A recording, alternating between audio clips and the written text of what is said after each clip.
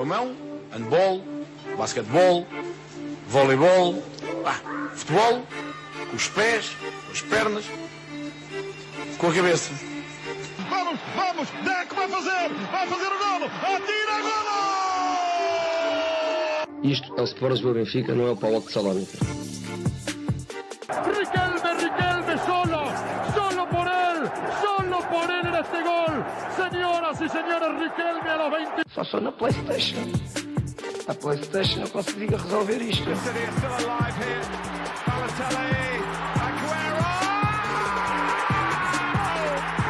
There's been a red card, but for who, Chris Kamara? I don't know, Jeff, has it?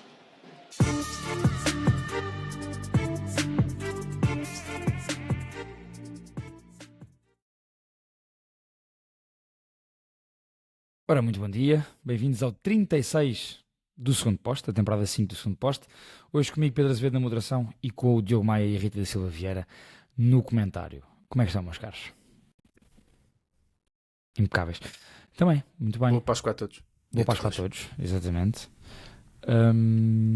E o Diogo Maia está com este sorriso de quem esteve a passar uma belíssima tarde de futebol português ontem. Mas antes disso, Diogo Maia e Rita, eu quero saber como é que foi a vossa ida à televisão esta semana. Oh, Rita, tu Neste caso, à Bola TV, não é? Fomos ao Ainda programa com peripécias de Rita. Fomos ao programa do Bruno e do Francisco, que nos convidaram. Mais vale à tarde que nunca, correto? É assim que eu acho que este é o nome. É um belo nome, por acaso. Eu conhecia as instalações da Bola, a Rita já conhecia. Ou não, Rita? Aquelas não. Ok, portanto foi muito bom. Um grande abraço para eles. Falámos um bocadinho sobre ti, Azevedo. Acho que é importante olhares para o programa, se é que ainda não viste. Não consegui ver, quis ver naquele dia em que vos disse no grupo que ia ver, mas não consegui. Mas acho que é importante ver que falámos um bocadinho sobre ti e eu defendi-te. Fica aqui a nota. Fica aqui a nota. Mas correu bem, a Rita teve que sair a meio, Rita. Tiveste um momento televisivo daqueles. Não foi?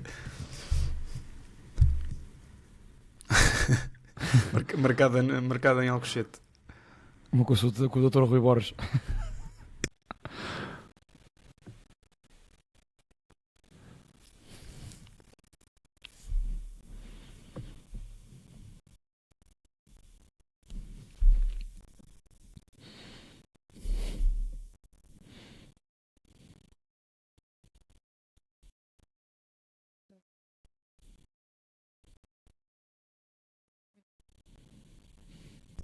Sim, pá, olha, já agora dar aqui um props aos dois, e também à Bola TV, mas principalmente ao Bruno e ao Francisco, que são... Eu conheço o Francisco de outros contextos da vida, mas o Bruno não conhecia, eu tinha estado com ele na Final Four da Taça da Liga, mas um grande props para eles, o programa é muito divertido, é muito engraçado, eles são boa gente, e portanto acho que merecem todo o reconhecimento e acho que vale a pena ir lá dar uma força. Eu tenho a experiência com eles é dentro do campo, e não correu bem para o meu lado. Falámos sobre isso. Muito bem. São os dois bons, um guarda-redes e um bom jogador. Os dois são os dois bons, um como o outro. sem dúvida. Bom, passando a vossa experiência televisiva desta semana, fica aí a nota para a malta ir ver. Malta que acompanha aqui o Segundo Posto vão ver. Vamos depois subscrever o nosso canal, não te esqueças disso. Primeiro subscrevam o Segundo Posto, naturalmente. E continuam com os comentários. Mais uma semana brutal de comentários. Já reparaste que a Rita tem levado nas últimas 2 semanas, te levou para o lado, não é? É verdade, era só tu, mas agora começou a sobrar para a Rita também. Mas hoje acho que vou levar. Fica já aqui a nota. E tenho-me sentido defendido pela nossa comunidade, portanto continuem a defender-me. Azevedo, mandas mensagens privadas e faz aquele trabalho bastidor, aquele jogo sujo que eu e a Rita não fazemos. Eu e a Rita não somos habilidosos, não há cartilhas. Olha, quero começar já pelo jogo do Futebol Clube do Porto. Acho que vamos primeiro aí e depois logo vamos ao jogo do Sporting. E começando já por ti, Maia, depois vamos mais à frente. Os temas vão ligar-se. Mas começando pelo jogo do Porto, eu, assim num tom um bocadinho provocatório, queria perguntar-te se a diferença deste jogo para outros jogos do Porto, não neste último mês, mas naquela fase em que o Porto esteve um bocadinho mais tremido, foi que o Porto não ganhou no Dragão, porque já houve jogos assim. Consideras que sim? Consideras que o jogo de ontem foi claramente abaixo, mesmo assim, do habitual? Sim, acho que foi abaixo do habitual. Acho que, em primeiro lugar, dar mérito ao Famalicão. Claramente, a equipa de fora dos 3 grandes que mais dificuldades impôs nos três grandes, acho eu, de forma No geral, sim. de forma mais genérica, analisando assim em global os jogos. Uma equipa muito bem orientada, já falámos aqui várias vezes. O Hugo Oliveira tem feito um trabalho notável. Eu não estava à espera, digo já. Queria mesmo dar este mérito ao Famalicão antes de falar sequer do Porto. Acho que o Porto e qualquer outra equipa sofrem com uma equipa como o Famalicão, que é uma equipa muito bem organizada coletivamente, ofensivamente, defensivamente, e tem, por exemplo, para mim, distancia-se, mesmo que não fique à frente delas, mas distancia-se, para mim, a médio e longo prazo, distancia-se dos restantes clubes que estão ali naquela luta pelo 6º lugar, por uma razão que eu acho que o Gil Vicente também tem, mas acho que há mais qualidade no lado do Famalicão, que é uma equipa que não tem medo de ter bola, tem muitos jogadores capacitados tecnicamente, joga bem com bola, joga bem em transição, e acima de tudo eu acho que é uma equipa que depois fisicamente não perde. Portanto, é uma equipa que, por exemplo, acho que se distancia dos Esturis desta vida, acho que se distancia até do Moreirense, do Vitória, desses clubes, porque tem esta capacidade de ter bola e ao mesmo tempo de choque, de combate. Uma defesa forte fisicamente, os centrais são muito fortes, os laterais são fortes fisicamente, atacam, defendem, o meio campo é muito forte e tecnicamente é muito capaz. O meio campo do Famalicão, Todos os jogadores são fortes fisicamente e ao mesmo tempo. Às vezes falamos muito do meio campo do Estoril, falamos muito do meio campo do Gil Vicente, destas equipas que estão abaixo dos 4 grandes, vá. A verdade é que o Famalicão tem um meio campo de luxo. Um meio campo de luxo, muito jovem. São 3 jogadores, normalmente Matias Amorim, o Deloy e o Gustavo Sá, são 3 jogadores que estão claramente acima do nível daquilo que é o Famalicão atualmente. Eu acho que qualquer um deles tem lugar nos 3 grandes neste momento, qualquer um dos 3. Uns mais titulares, outros menos titulares. E depois, acho que esta equipa, apesar de tudo, tem uma grande peça que já falámos várias vezes aqui, que é não ter um ponta de lança. Eu acho que faz falta um ponta de lança a esta equipa. Tinha, mas saiu, não é? E curiosamente, acho que falámos disto esta semana no grupo. Falámos sim, foi depois do Sporting Santa Clara. Por exemplo, acho que um Gonçalo Paciência numa equipa destas podia ser muito útil. Sem dúvida. Porque tu falaste sobre isso e se calhar vamos lá a seguir. Mas acho que faz falta ali um perfil um bocadinho diferente, um bocadinho mais clássico ponta de lança, se bem que muitas vezes o que se pede do ponta de lança desta equipa não é isso. Isto para dizer que mérito a quem é devido, eu acho que é o Hugo Oliveira e aos seus rapazes, e de mérito também a quem é devido. Acho que aqui vamos ter que falar um bocadinho sobre o Porto. Não sei se é isso que tu estás a dizer. Acho que o Porto ontem esteve muito abaixo. Todos falaram sobre isso. Todos os comentadores que eu vi a seguir, o próprio Farioli falou sobre isso. Acho que o Porto esteve muito abaixo. Acho que o Porto está completamente arrebentado. Acho que a equipa tem muitos jogadores, principalmente aqueles que neste momento podem ser tecnicamente mais decisivos, mais desequilibradores. Acho que estão claramente cansados, estão claramente aleijados, magoados. E isto pode ser um tema. Ontem, o que acontece é que Fofana aparentemente tinha resolvido o jogo. Acho que depois o Porto, há também de mérito do Porto, entre no minuto 91 e o minuto 99, minuto 100, que foi o Porto, para mim, não soube retirar a bola, como não soube durante o jogo todo.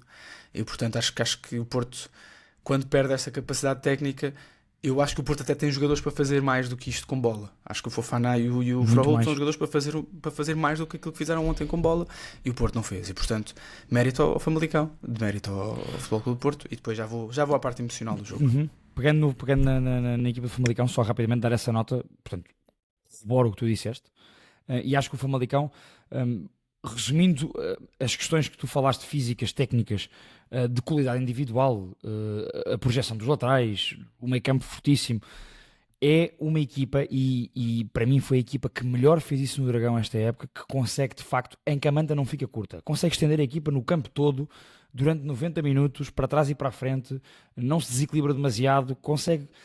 Há um grande mérito do Famalicão, e reparem no seguinte, em todos os lances de perigo que o Famalicão teve, eu contei 4, 5 jogadores na área adversária. Na área do Porto apareciam 4, 5 jogadores do Famalicão.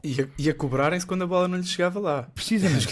Os desmarcados, com possibilidade de rematar, e a bola quando não lhes chegava, eles cobravam os colegas. Portanto, o homem do cruzamento, o homem que ganhava a linha, tinha 3 homens entre penalti e pequena área para finalizar, do primeiro ao segundo posto, tinha ainda mais 2 a aparecer.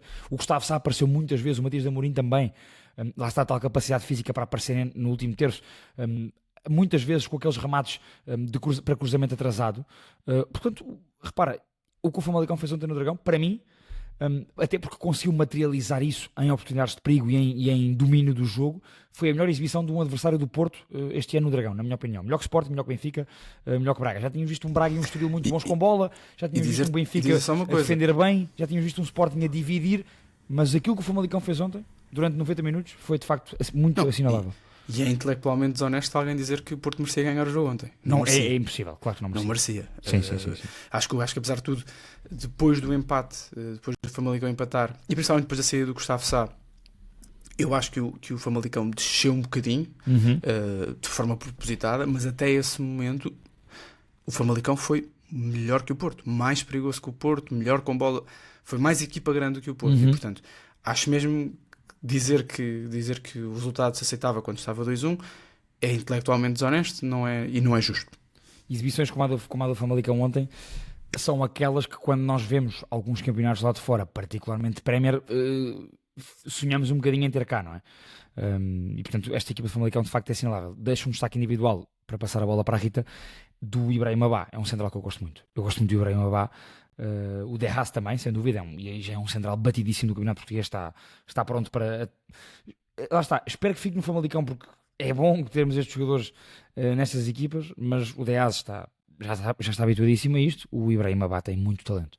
Acho que é mesmo um central com uma margem de progressão brutal. Rita, algum destaque individual e coletivo do Famalicão queiras dar? E entrando na conversa do Porto, eu depois já lá vou também dando a minha opinião, se concordas com o Maia, se este foi um Porto ainda mais abaixo do que aquele Porto mais intermitente que apanhámos ali entre dezembro e janeiro, que agora vinha numa recuperação, ou se achas que há mais mérito do Fama, se achas que há mais de mérito do Porto. Portanto, como é que vês num plano geral, e se quiseres individualizar sobre o Famalicão também?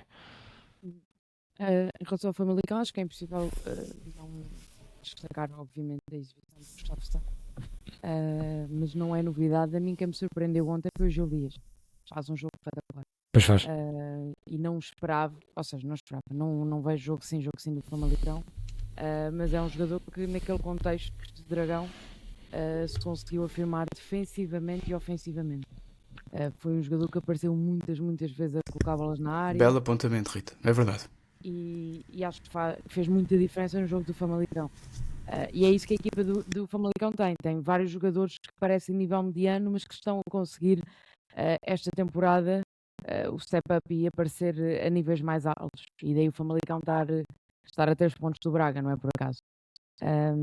E portanto, sim, tirando os nomes que vocês já falaram e esses nomes mais óbvios, se quisermos, mais um belo jogo do Sorriso, por exemplo, mas o Gil Dias, para mim, para quem me deixou... Surpreendeu-te. Sem dúvida alguma. Em relação ao Futebol Clube do Porto, acho que não tem a ver com aquilo que tu estavas a dizer ao início. A diferença deste jogo não é que o Porto ganhou, e nem aí estou com o Maia. A diferença deste jogo é que o Porto foi muito inferior àquilo que nós estamos habituados a que seja. Foi muito incapaz em muitos momentos do jogo. Deixou muito o Famalicão jogar à vontade no Dragão durante muito tempo, especialmente na primeira parte. A segunda parte do Famalicão um bocadinho mais pé no travão. Apesar de estar a perder, mas há ali uma gestão diferente. Mas a primeira parte do Famalicão, os primeiros 20-25 minutos, o Famalicão podia estar a ganhar já por 1-2-0 à vontade, e isso não é raríssimo acontecer no Dragão. É uma exibição que demonstra o cansaço físico e a falta de algumas peças, porque eu, por exemplo, acho que ontem o melhor jogador do Futebol Clube do Porto foi o Alberto Costa. E é um jogador que normalmente está num nível médio-alto, mas que não se destaca em relação aos restantes. Mas a equipa ontem esteve tão abaixo de forma. O Froholt faz um jogo para esquecer. O próprio Petruševski estava muito cansado e muito meio atabalhoado até nas decisões que toma, algo nervoso com aquilo que estava para fazer. O não jogar o Gabri Veiga, obviamente, é um problema para o Futebol Clube do Porto, não poder haver ali a rotação Rodrigo Mora, Gabri Veiga, não é? Apesar do Fofana ter entrado de uma forma ótima e ter aparentemente resolvido o jogo, o próprio Mora faz uma primeira parte de grande nível, mas depois lesiona-se e não aparece. E o Porto não esteve a perder mais jeito porque o Diogo Costa faz 2-3 intervenções de grande nível. Tem lá uma mancha, aquela mancha inacreditável que ele faz ao sorriso. É o melhor jogador do Futebol Clube do Porto este 2026 é o Diogo Costa, não tenho dúvidas disso. Porque tem conseguido dar uma estabilidade à equipa que permite depois libertar a equipa para fazer tudo o resto. O Diogo Costa tem feito defesas atrás de defesas que são muito, muito boas. São de guarda-redes de top. E que os guarda-redes se calhar fazem 2 vezes num ano, não é? E o Diogo E Costa ele- tem feito jogo após jogo. E portanto sim, é um Porto muito abaixo daquilo que é normal. Acho que está muito cansado, acho que os jogadores que vieram das seleções não recuperaram de forma e portanto há aqui claramente um Porto numa fase crítica da época, até porque tem Liga Europa esta semana e portanto não há tempo sequer para fisicamente descansar. Mas há rotação para operar e, portanto, em relação à parte física, eu concordo com vocês, mas acho que esta parte, este aparente, pelo menos aparente cansaço do que sentimos no Porto ontem, para mim prende-se muito mais com as seleções do que com a fase da época do Futebol Clube do Porto. Porque este cansaço, nós há uma semana ou 2 não falávamos sobre isso. Estávamos Sim, a ver mas uma agora equipa que tem que rodava mudar de 8 em com 8, de 3 em 3 dias, 8 jogadores, e que mantinham o nível, mantinha a bitola. Agora, e tu tens razão nisso, Rita, sem dúvida, os jogadores que vêm das seleções, esses sem dúvida que notou-se. Isso aí, inquestionável. Os polacos, Fraolt à cabeça, Fraolt sentiu-se claramente. E o Fraolt é claramente a máquina do Porto. Quando o Fraolt está uns furos abaixo, e isso aconteceu naquele tal período um bocadinho mais intermitente que eu falei do Futebol Clube do Porto, ali entre dezembro e o final de janeiro e início de fevereiro. Depois, na minha opinião, o Porto encarrila para 2 meses bons, fevereiro e março, mas houve essa quebra de Fraolt, houve essa quebra do Futebol Clube do Porto. Fraolt é de facto um jogador absolutamente Também não ajuda ontem. fulcral. Ontem 2 substituições foram feitas por lesão, não é? Lesão, Não ajuda. sim. A verdade é que uma das lesões é Rodrigo Mora, o suplente é Gabriel Veiga, já estava de fora, ou titular, pronto. Portanto, o Porto não pode ter um terceiro jogador para aquela posição com tanta qualidade, não é? Apesar de E também esse é César. era um tema que eu ia abordar. É que eu, na minha opinião, neste último terço de época, o Fofana é titular do Porto. Para mim. A qualidade do Junta Varela, Fofana e e Fraolt. Fraolt, sim. À frente do Rodrigo Mora e do Gabriel Veiga, na minha opinião. O Seko Fofana tem um nível físico e técnico, porque não é só físico, tem um nível físico e técnico e tem, vamos ser honestos, tem demasiada qualidade. E um jogador, quando está nesta forma, o lance que ele saca ontem é de um jogador que sabe tudo sobre isto e que não acusa pressão. Ainda bem que falas desse lance, porque eu quero obviamente elogiar Fofana, mas antes disso quero falar do discernimento de Martim Fernandes no lance. Ok, certo. Porque Martim Fernandes corre um risco nesse lance, não sei se vocês repararam, quando vem para dentro, pá, e claro que depois é tudo Fofana, eu já sei, mas vou aqui fazer faz bem, foi na tua Martim Fernandes, não é? O que o Martim Fernandes faz com a bola naquele momento do jogo, correndo risco e vindo para dentro, fazendo aquilo e entregando a bola certinho ao Fofana, que depois faz a magia dele, sem dúvida alguma, é de lateral de outro nível. O que eu não consigo, às vezes não consigo perceber é porque é que o Martim Fernandes não foi titular ontem. Tudo bem que o Zé Edu tem correspondido e tem feito a parte dele, mas sai alucinado. Mas houve uma pausa de seleções. O Martim Fernandes, apesar de tudo, não foi à seleção, que eu saiba, certo? Portanto, não percebo porque é que não foi titular ontem, o jogo todo. E às vezes esta questão da Quando rotatividade... está a ser o melhor lateral do Porto, não é? Quando está a ser o melhor lateral do Porto. Acho que ele é à direita. Portanto, ele tem sido o melhor. Faz-me um bocadinho confusão, às vezes. Eu percebo a questão da rotatividade, mas curiosamente, num jogador que corrija-me se estiver enganado, mas não esteve na seleção, que idade que o Martim teve no Sub-21? O Martim tem 19. Se calhar teve, eu não sei. Não teve. Não esteve. Pronto. Portanto, não há coisa. Às vezes faz um bocadinho confusão, porque tudo bem, o Zé Edu tem entrado bem, mas o Martim é invariavelmente melhor, até à esquerda, do que o Zé Edu. E portanto, faz-me um bocadinho confusão às vezes estas questões da rotatividade, que eu entendo, se calhar é para ser titular na quinta-feira, mas quer dizer, o campeonato é mais importante, diria, neste momento para o Porto. Apesar de tudo, o Porto tem esta folga. Isto também é um ponto importante. Já lá vamos à parte emocional. Qual é que é a folga do Porto? Pontual. Folga pontual.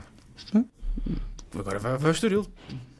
Sim, certo. Mas pronto, eu acho que o Porto tem esta margem. Ou seja, o empate de ontem não me escandaliza nada, nem consigo perceber muito bem aquela reação catatónica no final dos jogadores do Porto e de Farioli.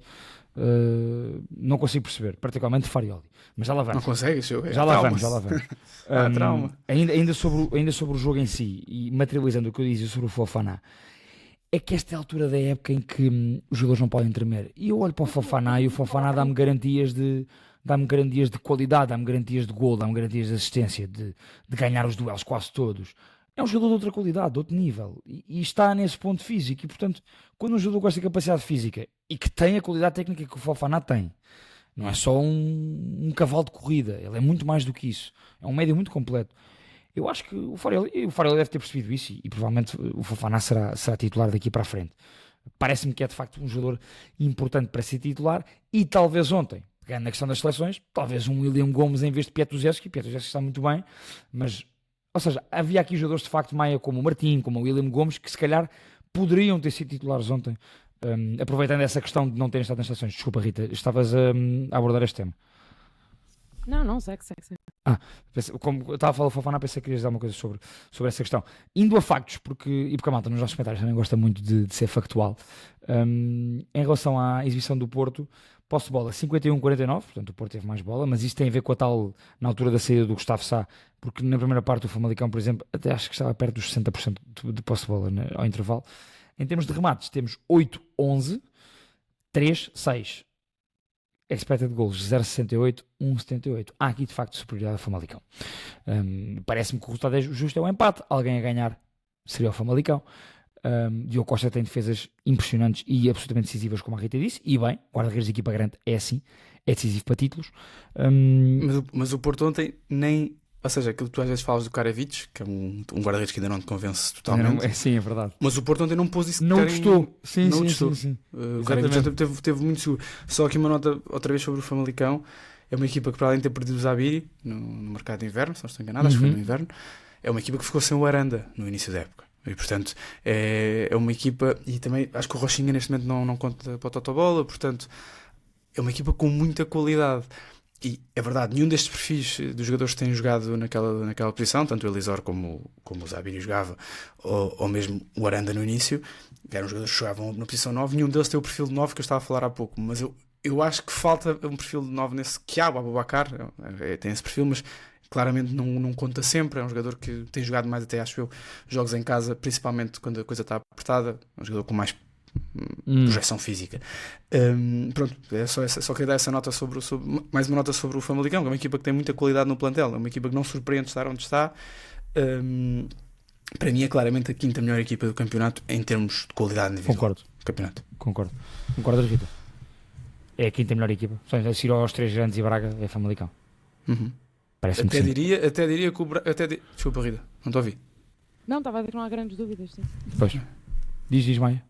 Não, é só porque, para além de que estavas a falar do Bá, eu já disse isto há umas semanas, quando já não sei em que jogo é que foi que o Famalicão também fez, o Bá substituiu um central que estava muito bem, que era o Realp, que neste momento é suplente, porque o Bá claramente também tem qualidade para mais. Exatamente. Para mais, malta do Famalicão, quando eu digo para mais, não é que... Ainda bem que o Famalicão tem muita qualidade, mas estamos a falar de um nível superior. E, portanto, não me surpreende este resultado. Eu até acho que disse a semana passada, ou falei convosco, que eu achava que este jogo era muito difícil. Acho que o Famalicão estava muito bem. O Famalicão tem estado muito bem. É uma equipa que está muito motivada e neste momento tem vindo a subir na classificação. E neste momento está a lutar pelo... Ele está com o Braga, não é? Portanto, vamos ver. Olha, eu tenho que fazer aqui um apontamento antes de sairmos aqui do Dragão, porque ouvi-vos a semana passada e gostei muito de os ouvir. E depois achei muita piada aos comentários ao longo da semana. Não vou fazer nenhuma defesa vossa, simplesmente tenho um comentário a fazer sobre os comentários. Isto também é interessante, esta dinâmica que nós aqui no segundo pós temos de ler os comentários e responder aos comentários. Eu respondi a alguns comentários, mas mais sobre a questão da seleção. Eu discordo de vocês, já agora fica aqui, discordo de vocês em relação ao favoritismo de Portugal e em que top é que está.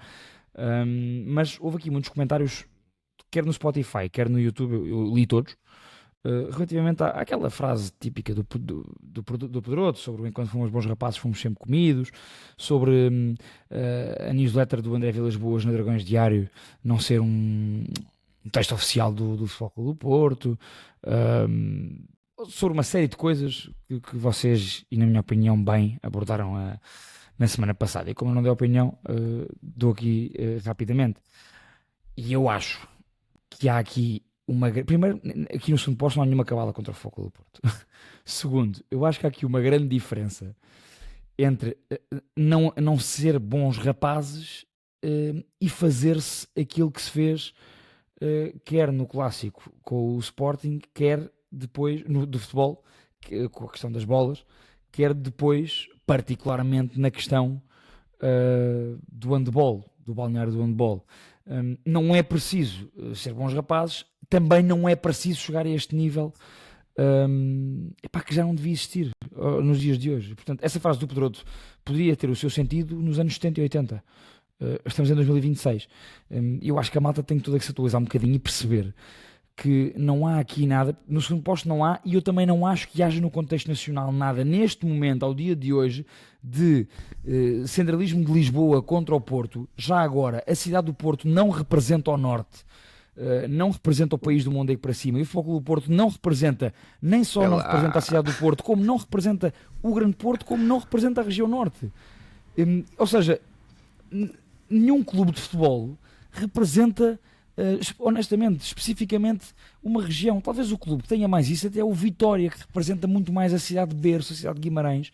Há uma identificação cultural muito mais ligada do que o resto do país. Portanto, nem o Benfica e o Sporting representam Lisboa, nem o Porto representa o Porto. Isto não é assim, não funciona assim. Tanto é que o Porto é bem maior do que a cidade no sentido precisamente de público. Não é? O Clube de Futebol Porto é muito... O Clube de Futebol tem adeptos de Bragança a São Miguel, quer dizer, não há aqui uma marca identitária. Desculpa. Faz. Sobre comunicação. Porque a mim, concordo com o que estás a dizer, tudo. Já falamos sobre isto várias vezes, até aqui, portanto. Eu acho que a conversa não temos ser bons rapazes, essa conversa que eu entendo-a, porque é que existe, percebo porque é que existe. Mas naquele contexto histórico, não agora. Não, mesmo atualmente percebo que isso seja uma forma de tentar galvanizar um clube nos últimos tempos. Pinta Costa, a coisa não é fácil, e eu entendo perfeitamente que tenha que haver aqui uma espécie de união certo. Uma narrativa para haver uma união, não é? Num inimigo imaginário. Certo. Okay? O Porto é líder do campeonato, o Porto está nos quartos de final da Liga Europa. Eu gostava de perceber só porque é que o Farioli, que eu até acho que tem sido um excelente comunicador, mas eu avisei quando os resultados não acontecessem, como foi esta semana. Eu gostava de perceber qual é que é a narrativa, ou seja, porque é que há este discurso de Farioli sobre arbitragem neste jogo. Eu não consigo mesmo quando não entender. tem razão. E se calhar até vamos ao Sporting assim sobre esse tema, porque eu não consigo perceber.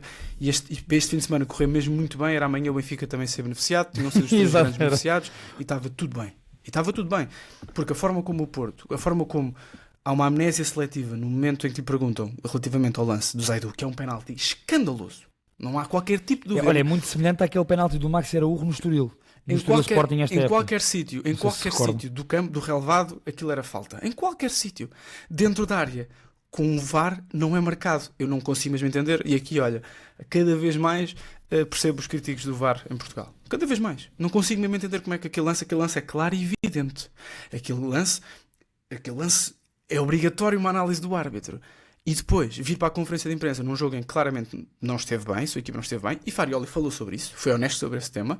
Não consigo perceber como é que fala sobre um lance que não é penalti em lado nenhum, não é falta em lado nenhum. Ele ficaria irritado se fosse na sua área, ou se no meio campo aquele lance fosse marcado contra a sua equipa. O lance de Denis Gul, que é inacreditável como é que alguém, quando na mesma área, na primeira parte, naquela mesma área, há um lance escandaloso do Zaidu, que até acho que não é intencional, mas é a vida. Não consigo perceber e gostava mesmo que vocês me ajudassem a perceber, ou malta dos comentários me ajudassem a perceber. Também não consigo perceber. E faço o paralelismo com esse lance do Maxi Araújo, que é para nós percebermos aqui. Eu não sei se lembram desse lance, mas eu lembro. Não, eu acho que este é mais escandaloso. Eu acho que são iguais. E na altura todos os benfiquistas e portistas defenderam que devia ser grande penalidade no Estoril. Esse lance do Maxi na Moreira, no Estoril Sporting. E eu também acho que sim, devia ser, tal como acho que este devia ser. E, portanto, mas eu não gosto desta coisa de andarmos agora. Não, mas Rita, eu é porque não estive no episódio passado. E eu não estive no episódio passado e queria abordar porque... Certo, mas acho que não faz sentido estar. Não estou a falar do teu comentário em relação ao episódio passado. Estou a dizer estarmos aqui agora a comparar o lance com o Max e não sei o quê. Eu só falei do lance do penalti. Eu só falei do lance do penalti por causa da comunicação do Farioli. São coisas diferentes, exato. Eu acho que pode-se tocar na Farioli, cada um aqui fala do que quer, mas nós não costumamos falar da arbitragem neste sentido. Acho que este ano está a ser muito difícil não se falar, mas acho que é um caminho que não devemos estar a entrar, que é agora estar a ir buscar lances passados. Lances comparativos, pronto. Não Eu só costumamos fui fazer buscar esse isso. lance que é por uma questão de coerência de toda Mas a não, gente. mas não acrescenta, porque já passou. Percebo. E o Sporting vai falar desse lance e depois vão os Sportingistas buscar um lance qualquer que aconteceu no Benfica e andamos aqui Sim, neste se não campo. for esta É o época, da época batismo- passada, ou da é o 2 anos, batismo ou da do costume, 3. né? A estar a Agora entrar vale. nessa conversa. Eu acho que é importante Tens razão, o que o Maia Rita. estava a razão. dizer em relação ao discurso de Farioli. Isso sim é um ponto que se pode debater e que faz sentido. Eu acho que o Eu discurso também dele, não acho- ultrapassando esse tema, Rita, pronto, concordo contigo, acho que o discurso dele é isso, era estarmos à espera de um momento assim um bocadinho mais negativo, de um balde de água fria, porque foi um balde de água fria. Foi. E Até já- pela forma como reage ao gol do Fafaná. Não é? E que é normal. Já agora, É. um parênteses rápido sobre isso, vamos ao Sporting a seguir. Eu tenho visto no Twitter, particularmente, um gozo brutal com os festejos do Farioli e dos jogadores do Porto no golo. Que pá, caramba, o futebol é emoção, então não é normal. Quer dizer, quando vemos este tipo de lances lá fora, ficamos doidos e tweetamos e é fantástico.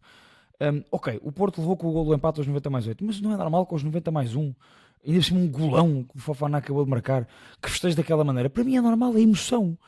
A emoção está à flor da pele. Perfeitamente normal. A malta goza com isto. Quer dizer, depois ao balde de água fria, não interessa, mas há aquele golaço que é o 2-1 e que toda a gente que estava a ver o jogo acreditou que era o gol que fechava o jogo. Portanto, acho que a reação de Farioli é perfeitamente normal, não vejo mal nenhum nisso. Eu gosto de ver essa emoção nos jogadores e nos treinadores. Portanto, queria só sobre esse tema, sobre a comunicação, concordo contigo, Maia, e contigo, Rita, mas acho que este tema. Mas eu estava a tentar terminar uma ideia em relação ao comentário. Que tinha a ver Ok, eu só te interrompi porque disse, ok, a questão da arbitragem está ultrapassada. Anda tens lá, razão. vá, bora, Rita. que tem a ver mais do que o pós-jogo, tem a ver com a conferência de antevisão, em que ele responde diretamente, nem sei se foi ao Varandas, se foi ao Rui Borges, eu acho que foi a um dos dois, se foi aos dois, e acho que aí é que não se acrescenta nada,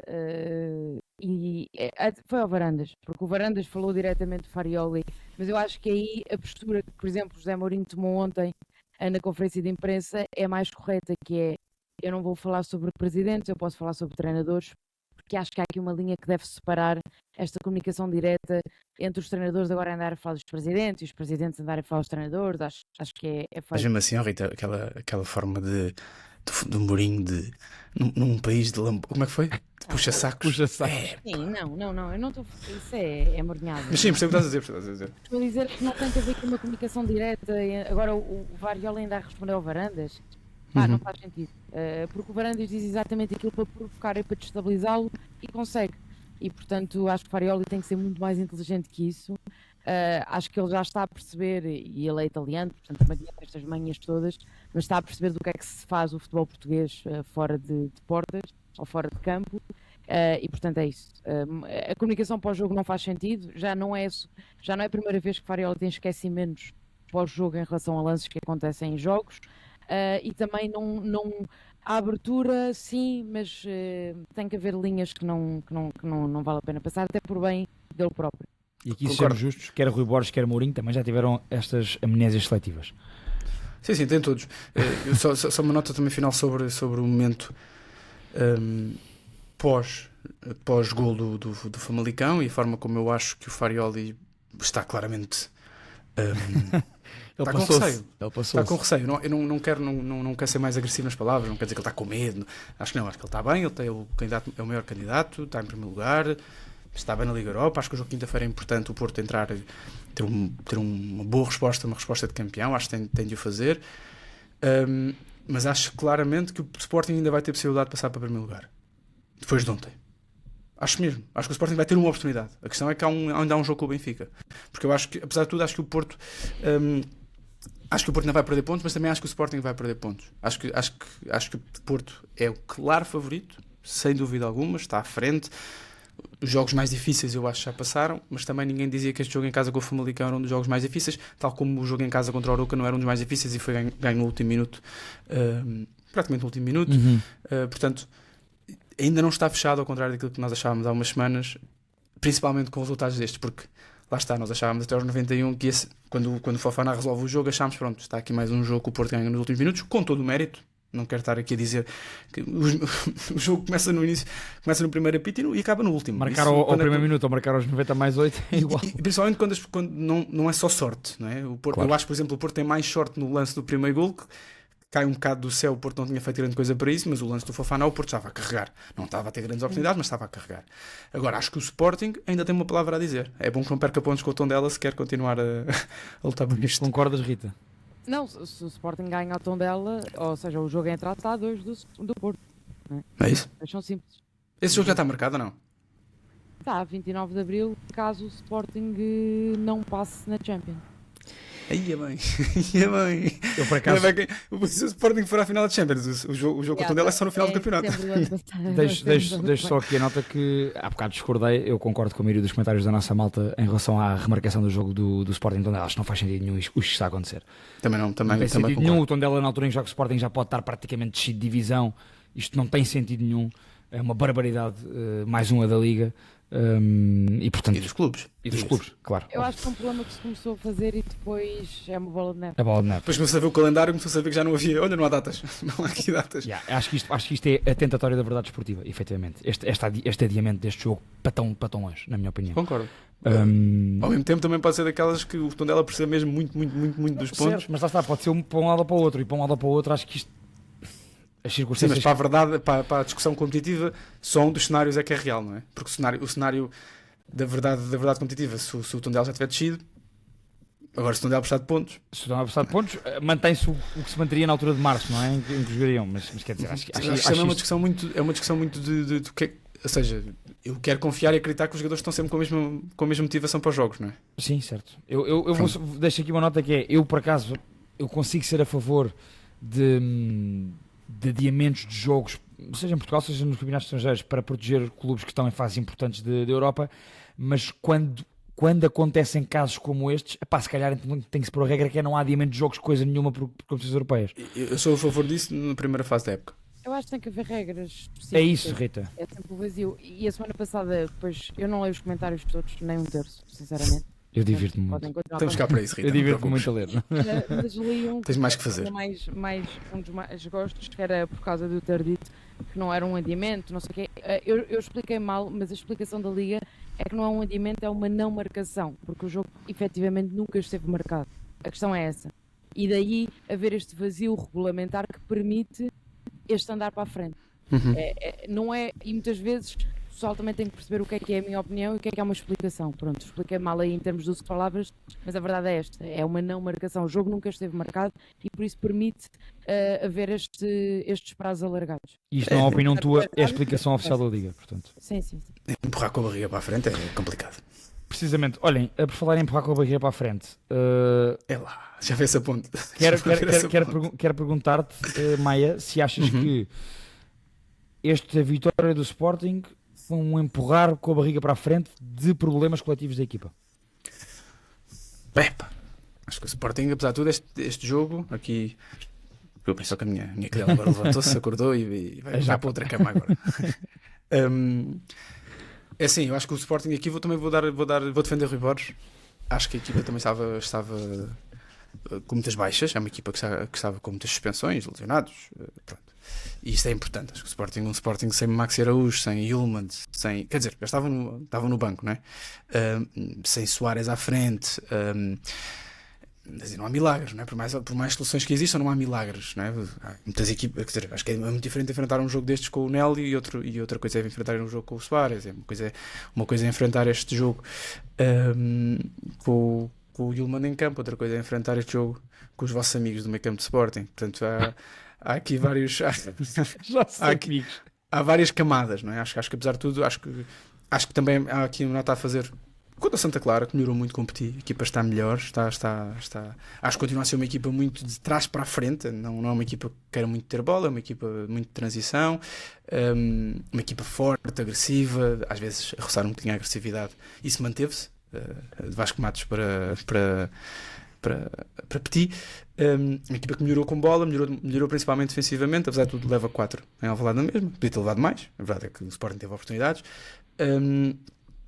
Apesar de tudo, acho que aqui há dois fatores, há três até. As seleções são importantes, acho que sim. Acho que Trincão e Potes estão estão cansados também. São jogadores que estão cansados. Acho que, apesar de tudo, ao contrário daquilo que foi dito aqui muitas vezes, acho que o plantel do Sporting não é assim tão vasto. Acho que os suplentes do Sporting não são assim, não estão tão próximos quanto eu achava que estavam dos titulares indiscutíveis. É menos vasto do que o do Futebol Clube do Porto, na comparação direta. Sim. E acho que é uma diferença grande. Né? O Sporting do banco não tem nenhum Fofana. Não tem nenhum Fofana. Nenhuma hora. Não tem. Pronto. Tem bons jogadores. O 11 do Sporting é um 11 que está forte, está bem consolidado, o sistema está bem montado. Acho que faltam aqui algumas soluções. O jogo de sexta, acho que é um claro jogo desta altura da época. O Sporting precisava de vencer. Acho que o Sporting deu uma grande reação ao gol sofrido. O Sporting esteve muito bem depois do gol sofrido. Aqui também é importante relembrar, o Sporting, para além das baixas, está num momento muito decisivo da época, tem um jogo muito importante esta semana, e portanto aqui não vou ser polémico. Acho que é uma vitória justa do Sporting. Já lá vamos a questões de arbitragem, provavelmente, porque acho que também é importante falar sobre neste jogo em específico, porque acho que é importante falar sobre isso, porque foi mais uma vez tema, mas acho que é uma vitória justa do Sporting. O Sporting é uma equipa com muito cautela ofensivo, marca muitos golos, tem muitas oportunidades. Defensivamente, acho que a equipa piora porque realmente as soluções secundárias são piores que as soluções titulares. Tenho uma pergunta para te fazer sobre isso, sobre as soluções defensivas. Sim. Já lá vamos. Rita, indo à exibição do Sporting, eu dizia aquilo de empurrar os problemas com a barriga, porque efetivamente parece-me que houve ali questões relativas no Sporting, mas houve 2 jogadores que eu sei que tu gostas muito e que, na minha opinião, estiveram muito bem individualmente e que poderão ter ajudado a resolver alguns desses problemas. E falo de Eduardo Quaresma, mas particularmente Daniel Bragança, que para mim foi o melhor em campo. Concordas? Concordo que foi, mas não, eu acho que não há aqui empurrar problemas com a barriga, porque os problemas são bastante pontuais, tendo em conta o contexto, não é? O Yulman não está sempre doente, o Soares não está sempre castigado, e portanto houve aqui uma série de problemas de contexto e não de época. E portanto acho que era um jogo muito difícil para o Sporting, porque joga para já numa data muito difícil, joga logo na sexta-feira. Teve de ser, não havia outra opção. Voltamos às questões de calendário, mas é verdade. Mas a maior parte dos jogadores, muitos deles chegaram. O Sporting é terça, não é? Terça, exatamente. Pois, milagres. Portanto, muitos deles chegaram entre quarta e quinta-feira com voos longe, não é? E portanto havia muitas limitações. E portanto, se tirarmos o resultado, que é o que interessa, é um jogo super bem conseguido. O Sporting começa a perder e a resposta é muito boa. Não é o jogo mais fantástico de Rui Borges, mas é um jogo bastante competente. Depois vamos aos problemas de questões arbitrais e tal. Mas aquilo que é o jogo jogado, que os jogadores conseguiram trazer para cima da mesa, acho que é um jogo bastante bem conseguido. Lá está, é um jogo em que há jogadores que conseguem destacar-se. Se calhar lá está o Bragança, que não costuma ter tanto protagonismo. O próprio Trincão voltou a ter um papel muito importante e conseguiu fazer uma coisa que normalmente eu acho que ele nem tem muita capacidade, que é levar a equipa às costas e ser ele a assumir, se calhar nestes jogos em que não existe outras estrelas para assumir. Não estou a dizer que foi ele que carregou o Sporting, mas disse presente, e isso é importante. E acho que há aqui alguma irreverência do Rui Borges em apostar no Nel. Acho que faz todo o sentido, por exemplo, nesta altura. É um miúdo que respondeu muito bem. Também o que é que ele podia fazer? Ataque móvel. A ponta de lança, por exemplo. Não é muito Eu digo com o ataque móvel, punha o Luís Guilherme e ia com 4 homens mais ofensivos. Mas não é. Mas já aconteceu? O quê? Já aconteceu? Ele já fez isso alguma vez? Eu acho que no outro jogo o Soares... Não diga em titular, mas acho que já aconteceu no jogo. É isso. Ok. Sim, mas acho que concordo contigo, uma boa aposta. Imagina, o Nela marca contra o Bodo Glimt, esteve bem também na seleção, e portanto é aproveitar e o Rui faz isso muito bem. Não tem problema nenhum em dar continuidade à boa forma dos miúdos. E por acaso o Nel, Rita, continua sobre isso, dou-te aqui este toque, parece-me, não comparando qualidade, nem momentos de forma, nem nada disso, o miúdo tem muito para crescer, tem movimentações parecidas a Soares, ou seja, na intenção. Deve estar a beber muito, sim, dos treinos. Deve estar a aprender muito com o Soares, sem dúvida. Parece-me que houve ali muitas... Por exemplo, o lance do gol do Daniel Bragança. Soares faz muito aquilo. Soares arrasta muito os centrais para abrir espaço e depois é capaz de tocar de primeiro ou de receber e abrir espaços. E gostei muito dele nessa função, porque pareceu-me haver semelhanças com o Suárez nos movimentos. É muito parecido com o Suárez a jogar, tem estas movimentações, e é muito parecido com 3 ou 4 jogadores do plantel de Sporting em conjunto. Ele é uma mistura de dizes fisicamente, Max Araújo com Pedro Gonçalves. Pá, aquilo é impressionante. Eu vi a flash interview até pus lá no grupo. Aquilo é que era Vaianidis com o Max Araújo. Vaianidis, desculpa. Era Max Araújo e Vaianidis. Vaianidis e Max Araújo juntos. Se tivesse um filho, era o Nel. É impressionante. A cara é muito parecido. Cabelo. Pronto, agora são todos muito parecidos uns com os outros nesse aspecto, porque gostam todos do mesmo barbeiro, gostam todos do mesmo corte na sobrancelha. Gostam de tudo. Mas é interessante. Mas olha, muito surpreendido com o Nel, já agora, estava a dizer. Muito surpreendido. Não estava à espera. De facto. Esteve bem. Rita, estavas a falar sobre o Nel. Não, é isso. Pareceu-me essas semelhanças. Achas que também foi por aí? Ou seja, não ir ao ataque móvel e apostar no Nel, não só pelo momento do Nel, mas... E para não descaracterizar também aquilo que é a ideia da equipa, não é? Às tantas não faz sentido. Estamos a dizer que o Nel se calhar bebe muito o Suárez, se calhar também bebe muito o Rui Borges, não é? Se calhar as movimentações do Suárez vêm de treino e o Nel treina também no mesmo espaço. Estas gaivotas estão um bocado duras. Mas, não, e portanto acho que é daqueles jogos que é preciso é vencer, no fundo é um bocado isto. Acho que e falando também do Santa Clara, porque o Diogo falou aí bem, o Petit está a fazer um trabalho fantástico no Santa Clara, parece que é treinador destes projetos, não é? De 10 jogos. Mas é capaz de ser o melhor em Portugal nesse tipo de coisas. Em projeto curto. Pegar numa equipa e fazer ela maximizar o que os plantéis têm.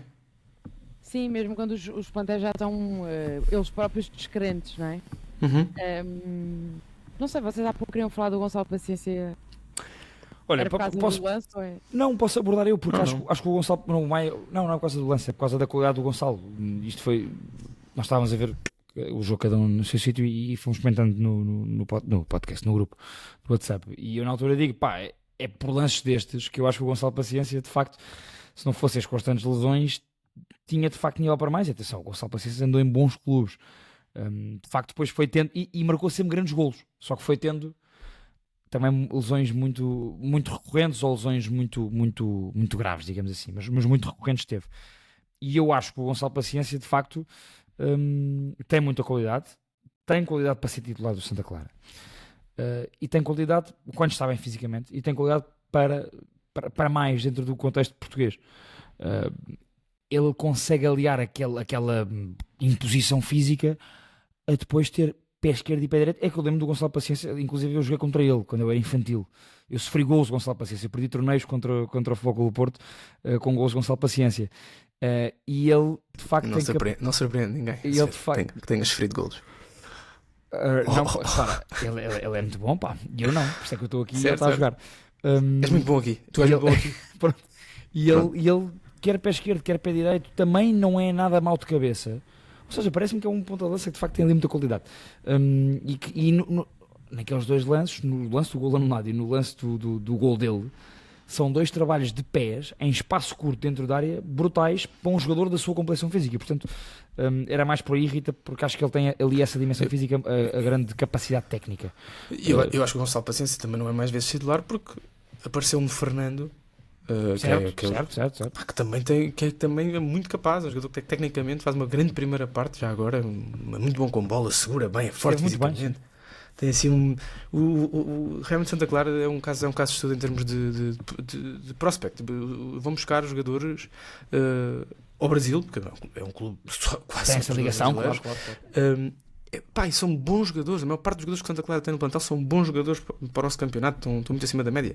E acho que o Gonçalo Paciência, até porque voltamos ao tema, o Santa Clara começou esta época com vários avançados, o Anthony Carter, não sei se vocês se lembram.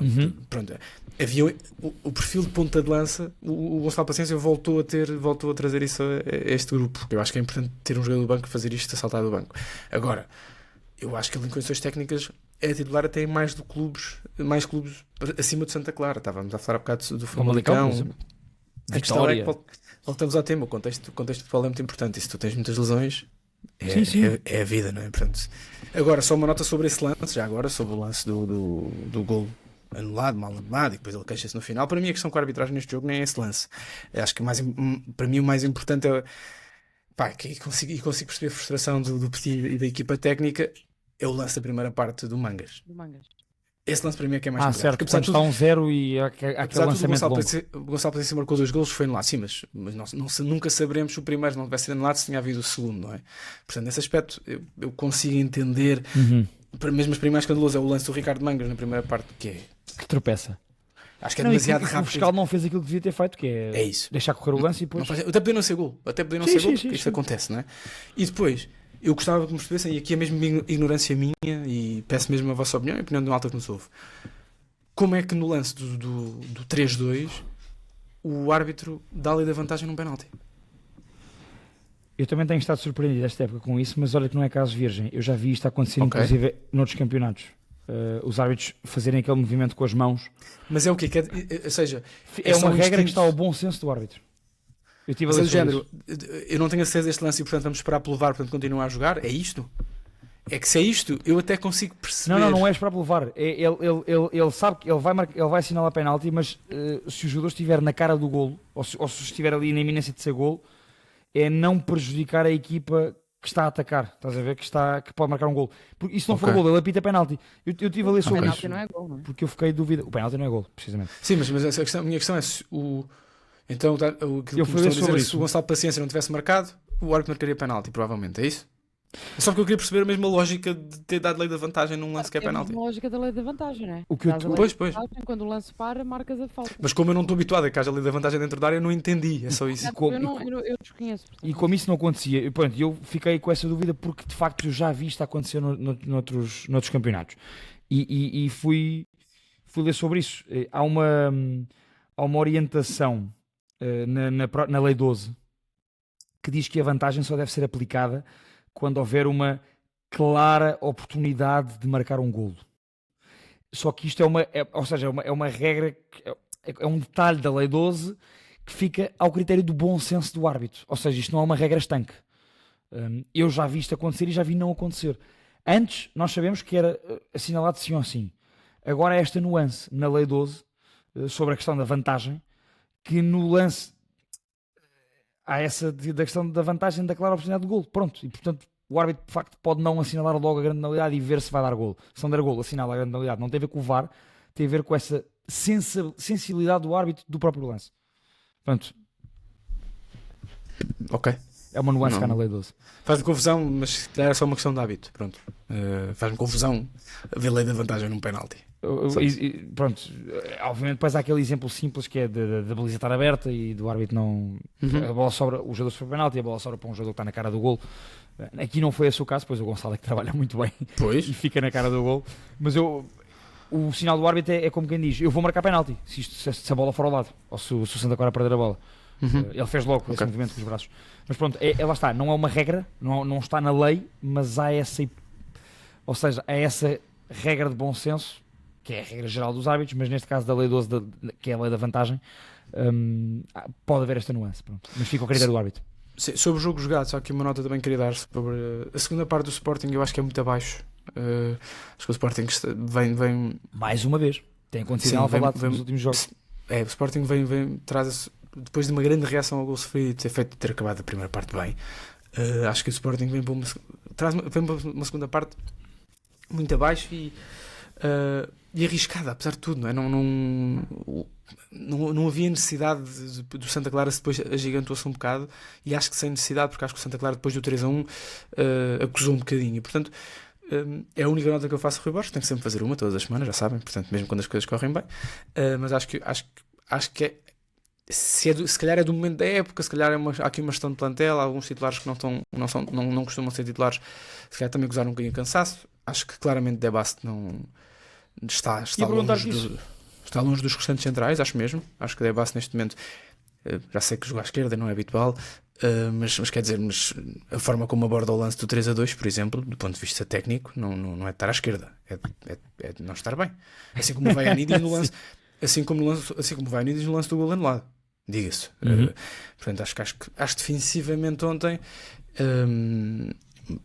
O Sporting teve algumas dificuldades, ontem não, sexta-feira, teve algumas dificuldades e também teve algumas dificuldades porque acho que individualmente aqueles jogadores têm menor qualidade do que os restantes e por larga margem. Neste momento Vainidis está Bem abaixo de Fresneda. longe de Fresneda. Sim, concordo. Em relação ao Debast, deixa-me dizer o seguinte: de facto, eu acho que os melhores momentos do Debast no Sporting são a jogar a 6. Acho que deu um grande equilíbrio à equipa ali naquela parte da época passada, depois de Rui Borges pegarem, que o Sporting teve grandes dificuldades com as lesões, e o Debast foi um desses jogadores que deu equilíbrio à equipa e que cresceu com o Rui Borges nessas dificuldades. Volto a dizer, ele tem de facto muita qualidade técnica. Eu acho que em termos de saída de bola é dos melhores centrais a nível europeu. Tem esse talento, tem essa qualidade, de facto. Só que, no futebol os defesas ainda têm que defender. E o Debast nos duelos aéreos não ganha quase duelos físicos é papado em muitos deles. Tem abordagens, todo esse lance do 3-2 do Gonçalo Paciência é um lance para os apanhados do Debast. A forma como se deixa ultrapassar e depois como manda um pontapé-zarro, que era um penalti claríssimo, e depois a forma como depois desse pontapé vai à queima ao Gonçalo Paciência e é comido pelo Gonçalo Paciência com aquele troca-pés que o Gonçalo Paciência faz. Todo esse lance diz-nos bem das debilidades que o Debast tem defensivamente. E volto a dizer, um defesa primeiro tem que saber defender. O Debast, Rita, não sei se concordas comigo, no elenco dos 4 centrais do Sporting está em 4º lugar. E sou eu a dizer isto. Eu que... Não sei, mas eu Estás a sei... torcer o nariz, mas quem é que era? Não digas depois o Quaresma abaixo Rita. do Debast. Sim. Epá! Olha, nem sei. Eu acho que não. Ou seja, não consigo. O que eu estava a pensar, estava a ouvir o Pedro e estava a pensar que quando o Debast chegou, não sei se se lembram, o primeiro jogo de Debast é no sistema de Rubén Amorim, não é? 3 centrais e é posto a central do meio. Foi um Na Supertaça? Jogo terrível. Disparado para Rubén Amorim, faz 2 ou 3 erros gravíssimos na primeira parte e já estava tudo a crucificar o Debast. Até que se percebeu que o Debast é um central mais de construção do que de defesa, não é? É um bocado por aí, é um bocado irónico, mas é verdade. E se calhar as pessoas falam muito, mas o Debast se calhar depende muito da parceria que está a acontecer ali. Realmente jogar à esquerda não é propriamente o seu lugar mais confortável, mas também concordo com vocês que aquele lance não tem a ver com a posição, tem a ver com a falta de noção de espaço defensivo, mais por aí. Portanto, atrás de quê? De Gonçalo Inácio, Diomande, Eduardo Quaresma e Debast? Não, acho que não está em quarto. A ordem que tu disseste agora é precisamente a minha ordem. Gonçalo Inácio, Diomande, Eduardo Quaresma, Debast. Gonçalo Inácio não é melhor que o Diomande. Pois, eu gosto muito do Gonçalo Inácio. Perceba, não é? Só queria uma nota sobre o Debast, é que eu fico um bocadinho perplexo porque com jogadores como o Debast, principalmente, não é que sou coitado do Debast, não tem nada a ver com o Debast, tem a ver com a defesa do Debast, ou de jogadores como o Debast, que é, parece que temos que arranjar 7 etapas contextuais para ele ser bom. Epá, numa defesa A3 não é bom? Debast. O que, Rita? Nós já vimos jogos maravilhosos do Debast. Pois já, mas não vimos, mas com pouca consistência. A defesa central. A defesa central. Vamos falar de.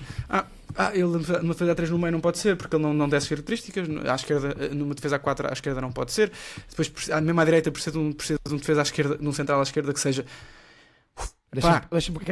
Olha, um exemplo muito claro do outro lado da ação circular. O Tomás Araújo tem muita boa saída de bola e é bom a defender.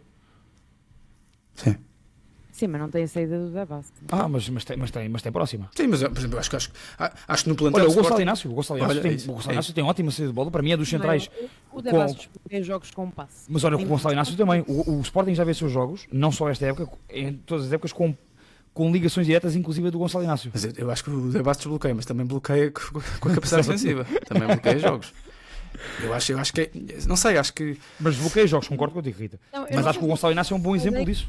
É se calhar melhor médio do que central, não é? Pois. Mas mesmo a médio precisa de estar num sistema em que o outro médio está. Acho que digo já, ele jogando a 6, quer no meio campo a 2, quer no meio campo a 3, acho que ele pode ser. Porque eu jogava o Debast e o Yulman. 6 e 8? Aconteceu o ano passado. Já Também aconteceu aconteceu ano passado, mas este ano não aconteceu. É isso que eu estou a dizer. Mas exatamente evolucionado. Atenção, há aqui uma nota justa. E o ano que eu passado tenho há que o contexto todo pós Rubén Amorim, ou seja, ali... Não havia médios na altura. Não havia médios, é isso. As lesões, foi aquele período terrível de lesões. Mas Lá ele está. este ano estava bem a central antes da sua lesão. Atenção. Estava sim, senhor. Mas a jogar aqui à direita? A jogar como central pela direita. Pois. Eu acho que... Mas mesmo nesses jogos eu senti mais segurança defensiva, sinto sempre mais segurança defensiva do Gonçalo Inácio. A malta bate muito no Gonçalo Inácio, mas Porque é depois no melhor debate há central? sempre desculpas. O Porque é Gonçalo Inácio melhor é melhor. No mínimo, ligeiramente abaixo com bola. Eu acho que é tão bom com bola, é a minha opinião. Até porque eu gosto muito de um central esquerdino com aquelas características do Inácio. E defensivamente é muito melhor do que o Debas, na minha opinião. Por isso é que é a melhor defesa. Mas o Debas estava muito bem antes da lesão. Depois teve a lesão. Mas eu continuo a achar que ele, nesta equipa do Sporting, tendo em conta os outros centrais, pode render muito mais como 6 do que como Falando central. nisso, Azevedo, gostas mais do Kivior ou do Gonçalo Inácio? Do Gonçalo Inácio. Ok. Sim. Chocante essa declaração. Não, atenção. Esta época o Não, Kivior acho está a ser chocante, melhor. mas Esta não época o acho Kivior está a ser melhor. Em bruto, gosto mais do Gonçalo Inácio. Eu acho que gosto mais do Kivior, por acaso. Também acho que Pronto. Mas lá está, mas se calhar estou também... Já vi o Kivior noutros contextos em que ele não foi tão determinante e nunca vi o Gonçalo Inácio nesses contextos Também é verdade. de ligas mais altas, não é? Portanto, apesar de tudo, vejo... Ele é excelente aqui em Portugal, mas o Kivior também neste contexto, que é o mesmo, que é a Liga Portuguesa, também tem sido excelente, não é? Acho que Mas tem sido reitero sempre isso. Reitero que o Kivior está a ser melhor que o Gonçalo Inácio. Eu acho que o Gonçalo Inácio tem mais qualidades.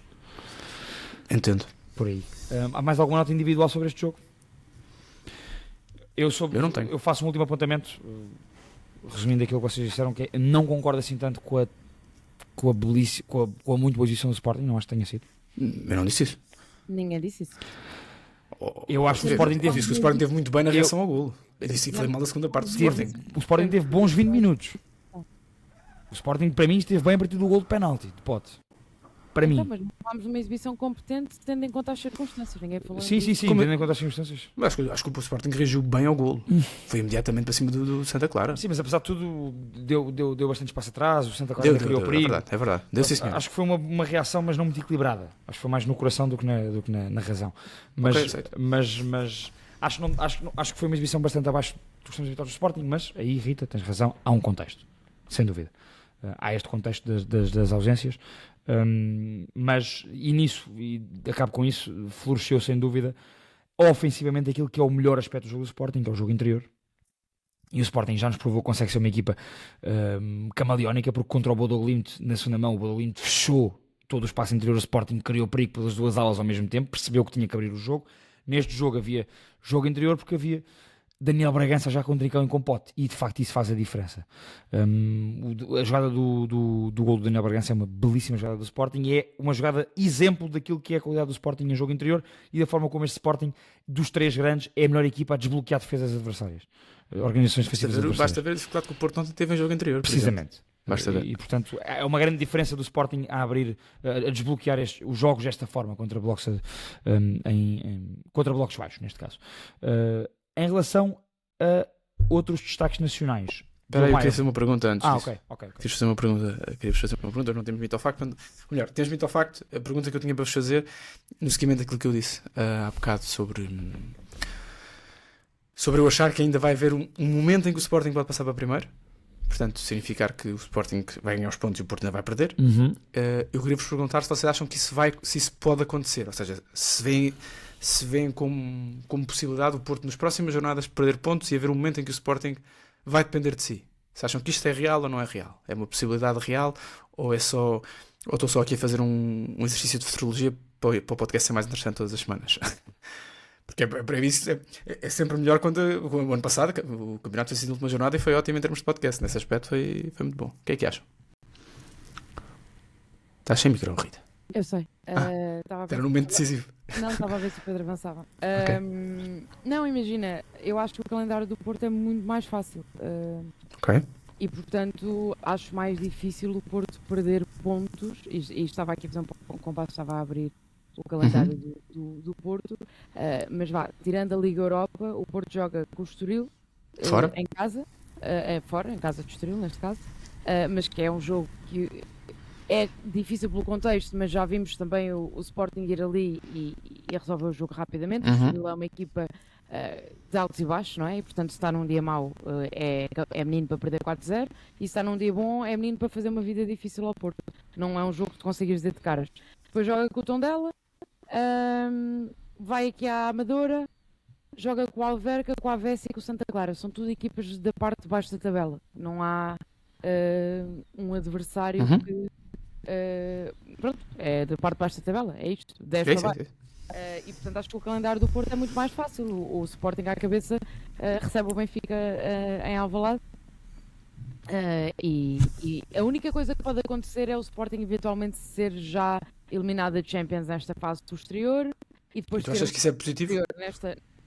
Não é positivo para a época, mas dá para fazer uma gestão de calendário depois mais fácil. É isto que eu quero dizer, Ok, não é? ok. Se for até à final da Liga Europa, tem semanas preenchidas até ao final. Mas não acho, e indiretamente à tua pergunta, não acho que isso vá acontecer. Acho Portanto, que não achas que há hipótese de ter campeonato? acho que o Não achas Sporting- que há hipótese, mas achas que não é uma. Não. Acho que o Sporting se pode aproximar, mas acho que não. O Porto, se for competente como tem sido até agora, não tem razão nenhuma para neste calendário vir a escorregar. Semana se perder contra o Estoril, depois falamos, mas Para a semana o contexto muda. E tens aqui uma comparação direta, que até ao dia 22 de Abril, em que é a segunda mão das meias finais da Taça, portanto, esse Porto Sporting no Dragão. Escaldante jogo dos túneis.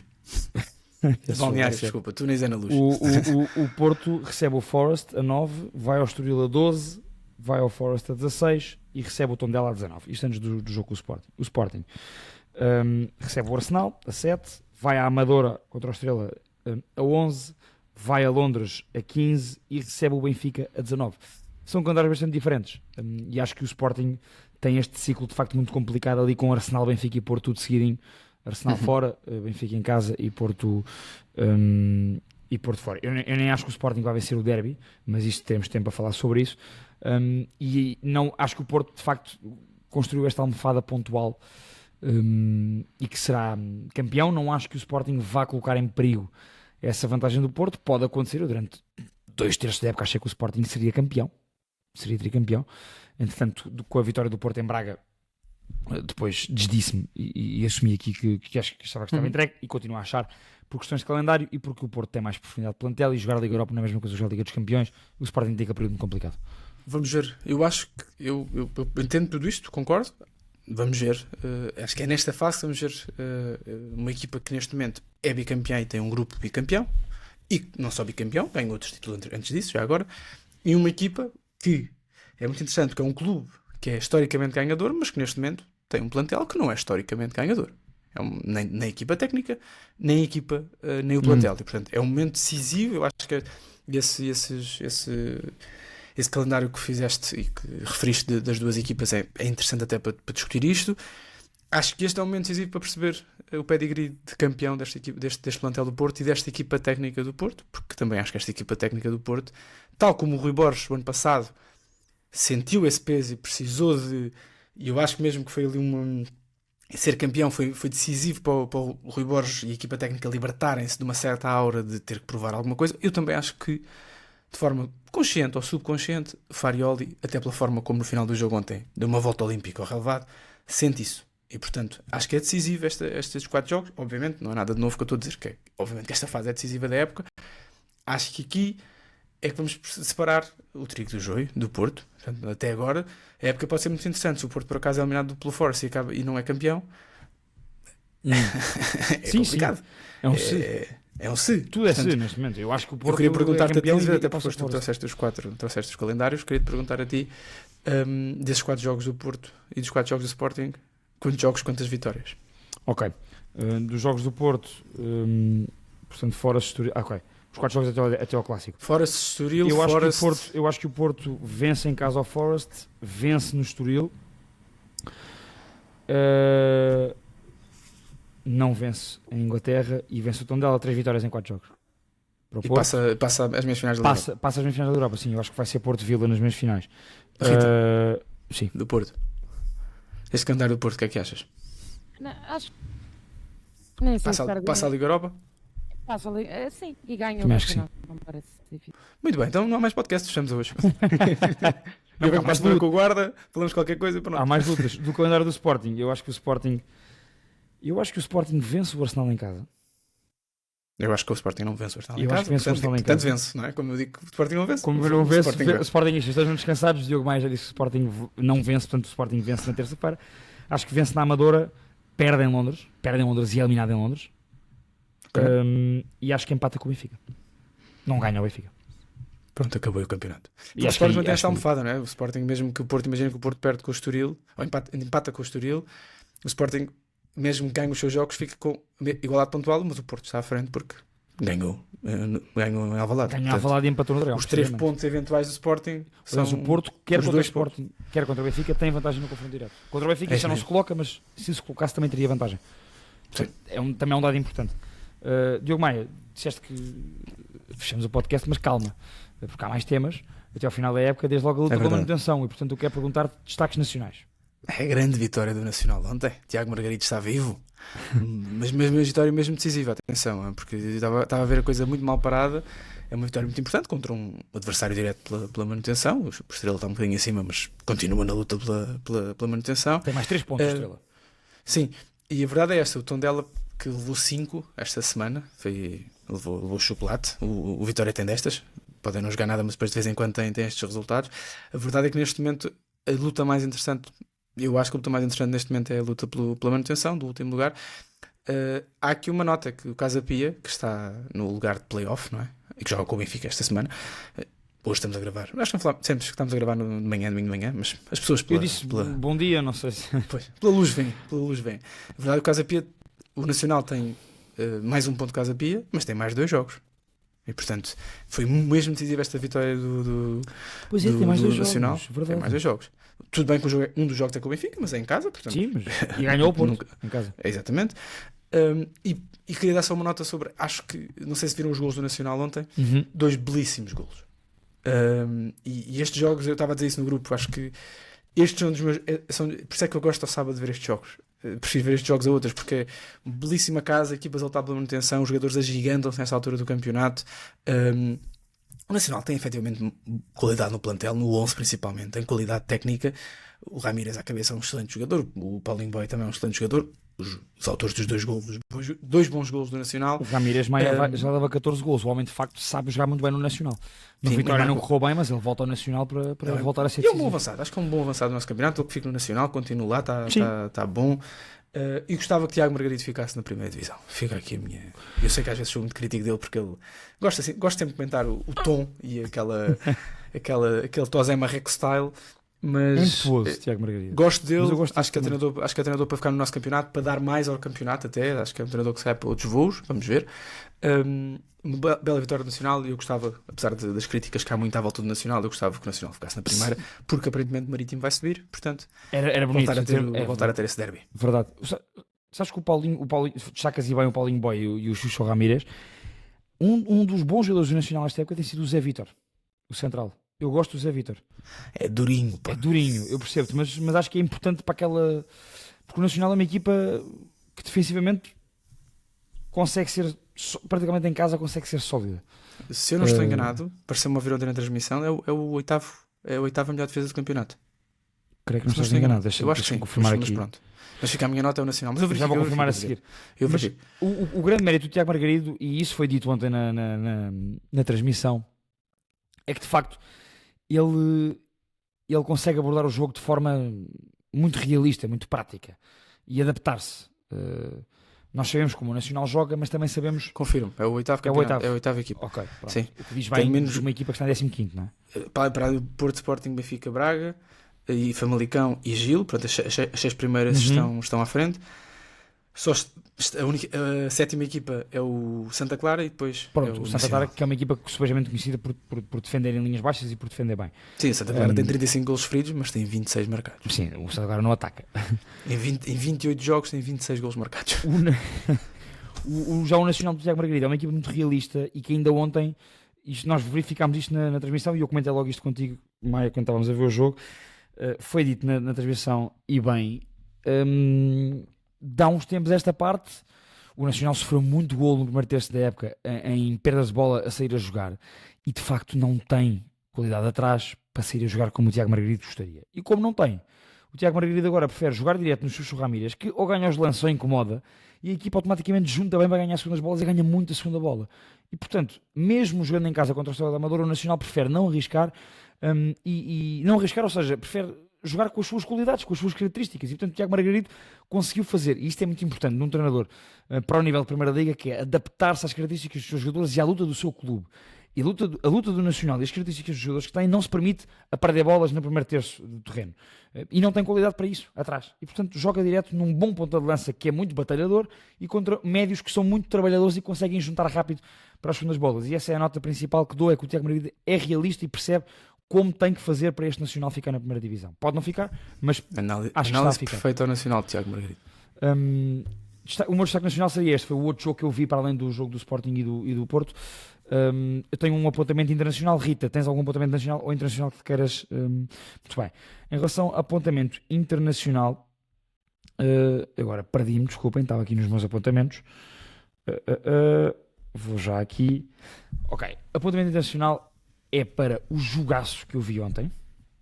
Que é para se apostar? Ah não, é o Bayern, achei que ia ser o Bayern Leverkusen. Não foi o Bayern Leverkusen, foi o Friburgo Bayern Munique. Foi mais uma daquelas vitórias a Bayern. Pode estar a perder o jogo todo, mas aquela gente acredita sempre que vai ganhar e ganha. Foi um jogaço, mais um jogaço da Bundesliga. Aliás, vão ver os resultados e os resumos da Bundesliga dos jogos de ontem, que foi brutal, como é quase todos os fins de semana. E deixo um destaque individual para o guardião do Friburgo, que foi dito durante... O guardião? O guarda-redes, sim, o guardião. Foi dito durante... Já disse guarda-redes muitas vezes este episódio. O guardião, sim. O Noah Atubolo, germânico, e foi dito durante a transmissão, também não quis dizer alemão agora. Germânico. Tem 23 anos. Ele é... e tem muita qualidade. Formado no Friburgo. O Friburgo tem uma belíssima academia de formação. Tem tido uma série de jogadores que têm feito boa escola no Friburgo e depois conseguem materializar isso na equipe principal. O Atubolo vai na terceira época completa enquanto guarda-redes titular da equipa principal do Friburgo, desde os 20 anos que aí está, e é um dos guarda-redes que está na calha para ser convocado pelo Nagelsmann para o Mundial. É um dos guarda-redes que está ali na lista. Não tinha ideia que o Friburgo tem feito boas épocas, não tinha essa percepção. Tem permanentemente à Europa. Sim. O Friburgo tem permanentemente à Europa. Tem estado sempre na primeira metade da tabela da Bundesliga e tem estado sempre ali na luta pela Liga Europa pelos lugares de conferência. Não estava a par. E está agora nos quartos de final da Liga Europa. O Friburgo está no lado do Braga, do Friburgo de frente ao Celta de Vigo, e depois quem ganhar desse duelo defrontará o Betis do Braga Betis. És tu vais fazer o jogo do Friburgo esta semana? Sim, o Celta. E portanto também estive mais atento a esse jogo por isso, mas foi um grande jogo de futebol. O Johan Manzambi joga muito no Friburgo e marcou um grande golaço. O homem tem 4 golos e 3 desses 4 golos foram ao Bayern na Bundesliga esta época. Bom. E depois o Bayern demonstrou a sua força. O Bayern nos últimos 15 minutos massacrou. Foi impressionante. O jogo foi um carro demolidor, o Bayern, com 2 golaços do Bischoff e depois o golo da vitória do Karl, mas foi um grande jogo. E eu dou este destaque porque nós muitas vezes não vemos e não falamos da Bundesliga, e acho que para quem gosta de futebol de ataque, de futebol espetáculo, de futebol às vezes um bocadinho caótico, a Bundesliga é um bom exemplo disso. Na mesma jornada em que o Leverkusen deu 6 ao Wolfsburg, 6-3, não foi? Wolfsburg? Sim, não. mas 6-3, mas esteve a perder. Sim, virou para 4-3 e depois acabou para 6-3. O que é que vocês vão fazer esta semana de jogos? Só para a malta estar atenta, a malta que nos ouve, vocês vão comentar que jogos? Olha, eu faço quarta-feira, mas não é em direto da zona, é em diferido, o PSG Liverpool, e depois quinta, aí sim em direto, o duelo entre Friburgo e Celta de Vigo para a Liga Europa. E a nossa Rita vai fazer o quê? Eu faço o AEK, Vallecas. Isso é a conferência? Em Vallecas. Bom estádio. Muito bem, só para a malta estar atenta. Eu gostava muito do estádio do Real. A malta que nos ouve gosta de vocês, portanto, acho bem que são que jogos é que vocês comentam. De resto, está tudo, meus caros. Para a semana estamos de volta. Nós, volto a dizer isto, gostamos muito, pelo menos eu e o Maia divertimos imenso com os comentários. Portanto, continuem a comentar no Spotify e no YouTube. Para a semana outra vez à noite, não é? Deixem sugestões. Para a semana. O Porto Estoril às 8h30. Exatamente. O Porto às 8h30 para a semana é só depois do Estoril Porto. Mais um daqueles. Para a semana temos serão de domingão. Portanto, fiquem connosco por aí, comentem tudo o que quiserem, deixem sugestões também se acharem que devem fazer, e respondam às perguntas que nós fomos aqui fazendo durante o episódio. Um grande abraço a todos, malta. Subscrevam, comentem, sigam e partilhem com os vossos amigos e família. Até para a semana. Uma boa Páscoa.